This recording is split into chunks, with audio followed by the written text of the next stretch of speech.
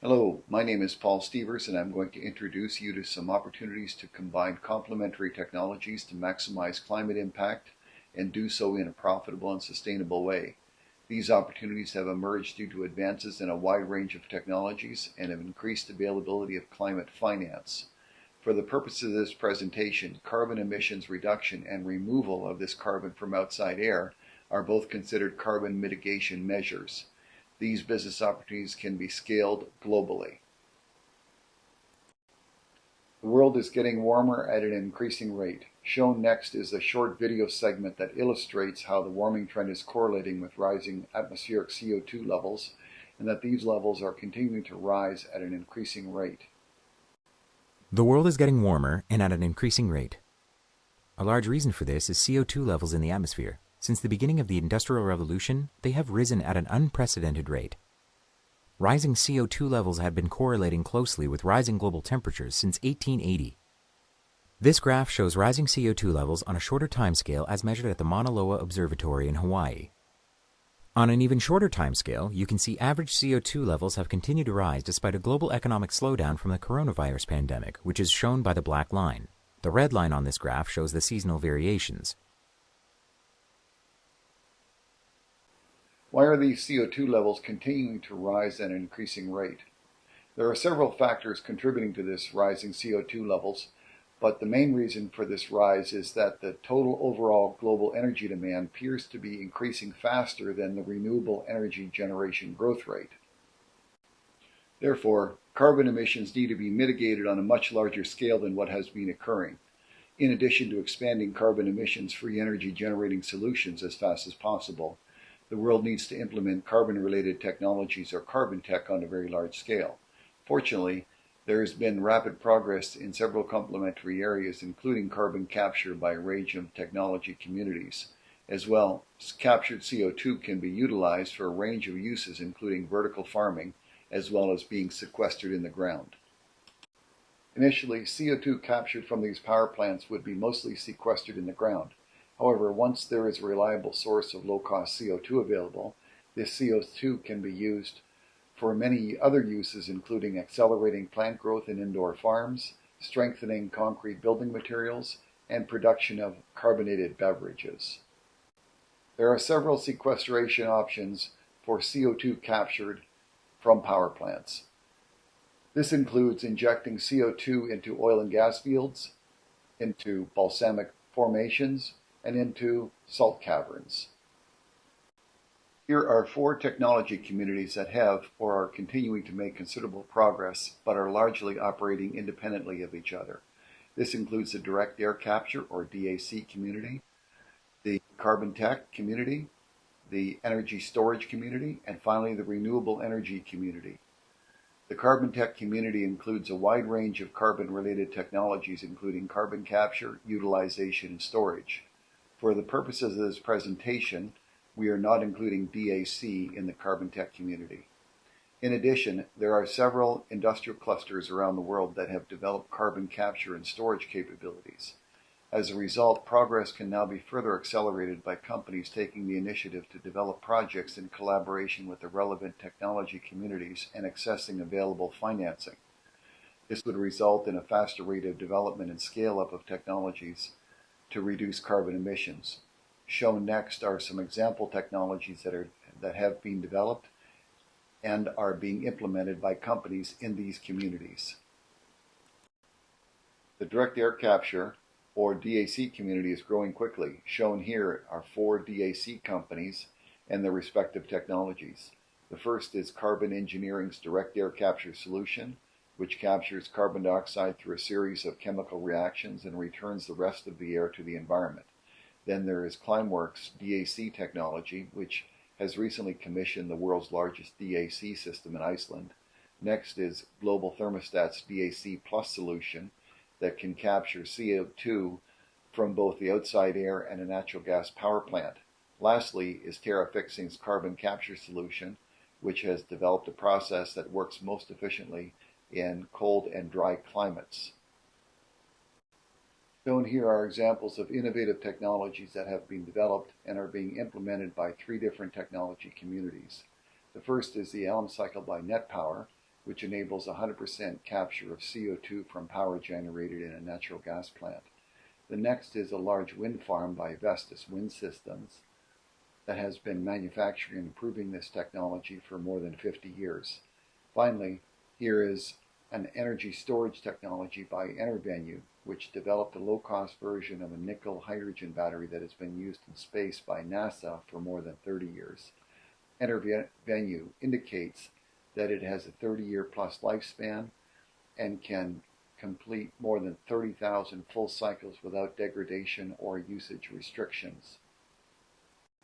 Each of these technology communities include these components to help them create new as well as innovate existing products and processes. Research centers support the development of both technologies and improving existing technologies.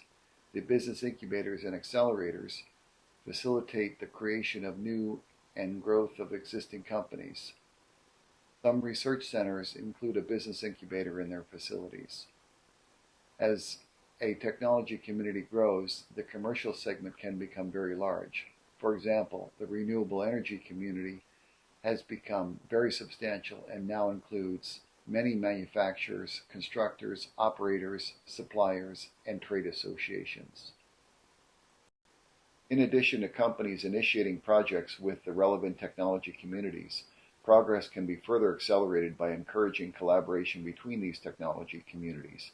Shown here are the same 4 technology communities as indicated earlier, but working together to accelerate action.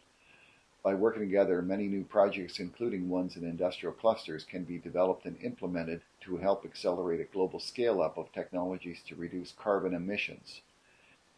Projects can be constructed in many different configurations. As I outlined earlier, there has been a rapid innovation of technologies in several complementary areas. As a result, there is now an opportunity to integrate complementary technologies to maximize climate impact in a profitable way.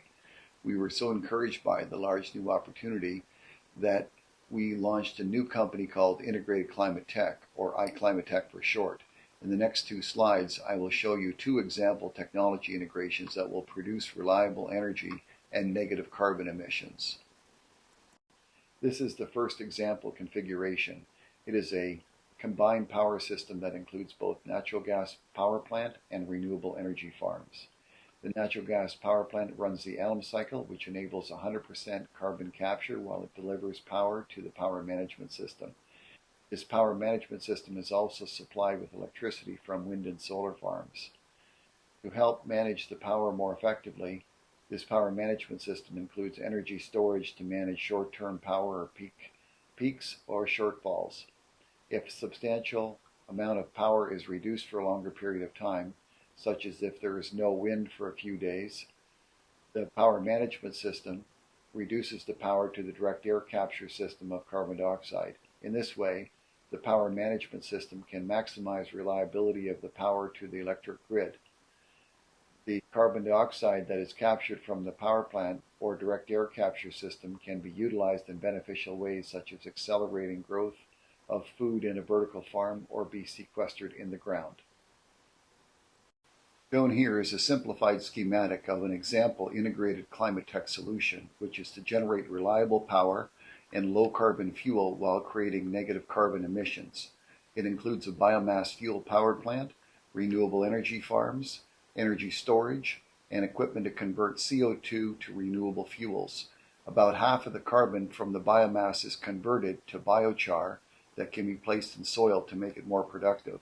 When doing so, it remains in the soil for hundreds of years, which has enabled the process of producing and utilizing biochar to become an internationally recognized way to sequester carbon. As a result, this facility can effectively produce carbon negative energy and can earn carbon credits for the biochar produced, as well as sell this biochar since it is a valuable soil additive. Since the biomass fueled power plant continues to provide electricity when wind and solar does not, substantial reliable power can be provided to the grid. The surplus power that is not provided to the grid is then used to convert CO2 from the biomass power plant into renewable fuel, such as renewable natural gas, diesel, or jet fuel. A very important feature of this configuration of technologies that is not dependent on any one technology. There are several different options in each technology area. As a result, companies that want to implement this combination of technologies have multiple choices and can and should choose their best options. There are many organizations in Canada helping to accelerate CarbonTech in Canada. Many of these organizations are based in or have operations in Alberta.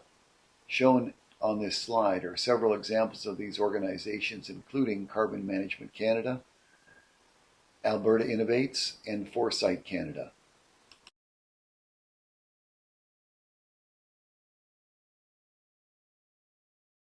There are many more Canadian organizations outside of Alberta that are helping to accelerate CarbonTech in Canada. Given below is a list of some of them, which includes Toronto Metropolitan University Centre for Urban Energy and University of Waterloo's Institute for Sustainable Energy.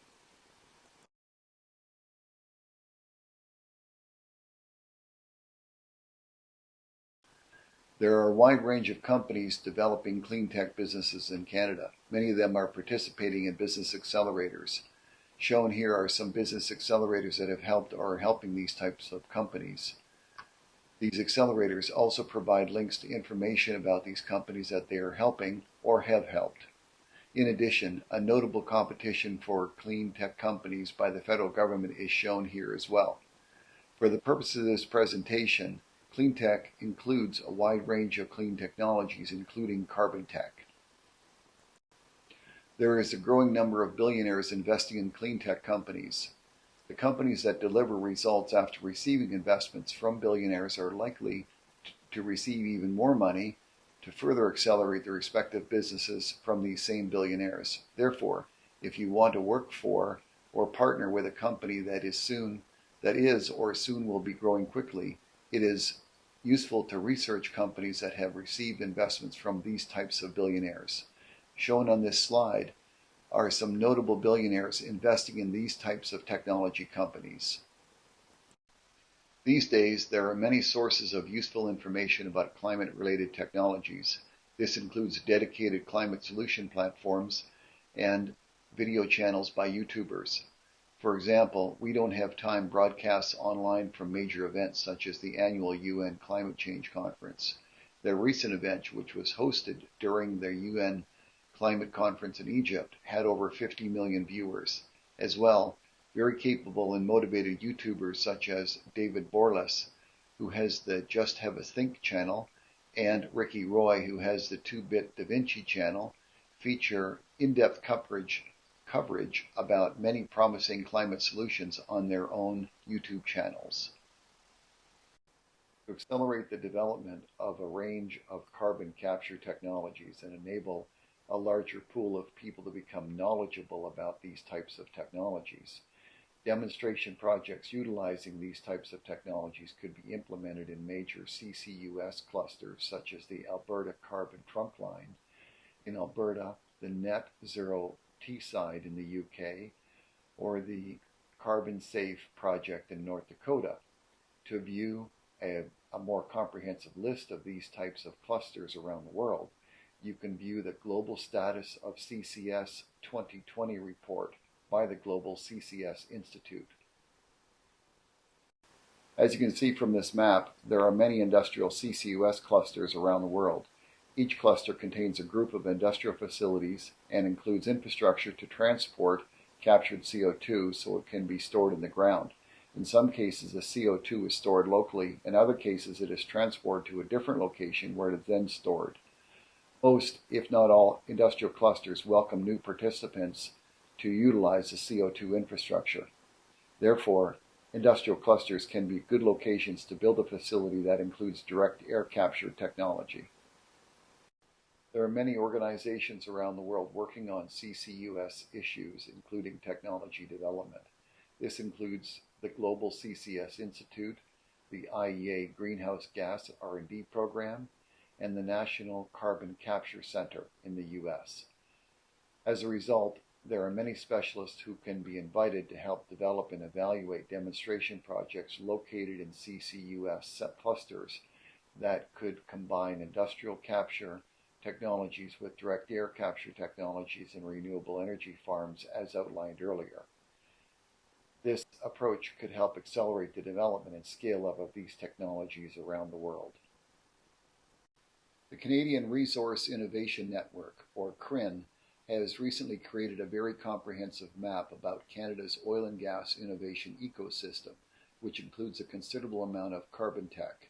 To view this map, you will need to join CRIN, which you can do so for free. Embedded in this map are tables of useful information such as the business incubators and accelerators across Canada that are helping to advance innovation in the oil and gas ecosystem. Therefore, if you want to learn more about this ecosystem or just one component of it, I recommend you review this map and some of the tables associated with it. There are several funding sources available to accelerate technology development and scale-up. This includes venture capital, government grants and related incentives, private grant funding, crowdfunding, and loans. To help companies obtain capital to build a facility, online platforms like Pure can help facilitate long-term offtake agreements for the carbon that is expected to be captured and stored by this facility. As well, to make investments in substantial projects more attractive to investors, these projects can be refinanced with green bonds after they are operational and generating income. If these types of integrated systems were implemented in thousands of locations around the world, the scale of impact on reducing carbon emissions would be very large, likely in the range of billions of tons of CO2 per year. Green bonds can provide money for many large CarbonTech related projects. For example, according to Climate Bonds Initiative, over $500 billion in green bonds were issued in 2021. This organization is now leading an initiative to increase this amount to $5 trillion per year in green bonds by 2025. Shown next is a simplified flowchart illustrating how projects using these types of combined systems can be financed. Typically, green bonds are issued once a project is operational and generating income, so bridge financing is normally needed to construct and commission these combined power systems. This bridge financing normally includes at least two components. The first is the equity component that is provided by the owners of the project and the respective investors. The second component is the bank loan provided by one or more financing institutions such as the Canada Infrastructure Bank. When green bonds are issued to repay the bridge financing, they can be promoted to financial firms that are likely buyers of these bonds, such as the firms that have joined the Glasgow Financial Alliance of NetZero, which have a combined total of over $130 trillion under management. Therefore, there are existing financial mechanisms and capital available to finance large-scale implementation of these combined power systems around the world. The combination of advancing technologies, declining costs of these technologies, new locations to cost-effectively store CO2, and the increased availability of funding is creating huge new business opportunities for individuals and companies. Therefore, we encourage you to learn about these opportunities and how you or your company can benefit from them. Once you decide on the best opportunity for you or your company, we encourage you to develop it in collaboration with relevant organizations, generate substantial profits, and help create a sustainable world for us all. As a result of many complementary government and private sector initiatives underway in the CarbonTech area in Canada, especially in Alberta, an ecosystem relating to this area has emerged. Components of this ecosystem including research centers, business accelerators, technology demonstration centers, companies developing CarbonTech, buyers, investors, and funding agencies. At the same time, rapid and simultaneous advances in technologies in several complementary areas have occurred, which is enabling many innovative combinations to be integrated with each other to lower costs and maximize impact. The combination of these developments can be harnessed to help accelerate Canada's transition in net zero carbon dioxide emissions, or for short, NetZero. Shown here is an illustration of how this ecosystem can integrate complementary technologies and leverage climate finance to accelerate its transition. In conclusion, due to steadily rising atmospheric CO2 levels, there is a need for exponential increase in global carbon emissions mitigation measures. There is a wide range of carbon tech available today, including technologies that capture carbon from industrial processes and the outside air. The CO2 captured can be utilized for a range of uses, including vertical farming as well as being sequestered in the ground. An opportunity has emerged to integrate complementary technologies to maximize climate impact in a sustainable and profitable way. For example, power plants with carbon capture can be combined with renewable energy farms to produce reliable power and generate negative carbon emissions. This type of solution can be financed on a global scale with green bonds, which has been issued at the rate of $500 billion per year in 2021, and they are growing rapidly. Finally, Canada's existing CarbonTech ecosystem can help accelerate Canada's transition in net zero. If you would like to benefit from the opportunities outlined in this presentation, we recommend the following. First, become familiar with the CarbonTech ecosystem that has emerged in Canada, including business accelerators and the wide range of funding options to finance projects. Next, review available information about promising clean technologies, including CarbonTech, that interest you, and discuss these technologies with your colleagues. Thirdly, research funding options to finance scale-up of these technologies that you're interested in. Next, explore your best options on how to benefit from these technologies. This could include the following. Apply to work for companies that have a very promising technology or technologies, or form a new venture with your colleagues to integrate selected technologies to maximize climate impact in a sustainable and profitable way. Or finally, join an existing venture that is focused on implementing this approach. Thank you for taking the time to view this video. If you are interested in more detailed information about these opportunities, including links to websites of organizations mentioned in this video, please visit climatesand.org/TMCI. Thank you.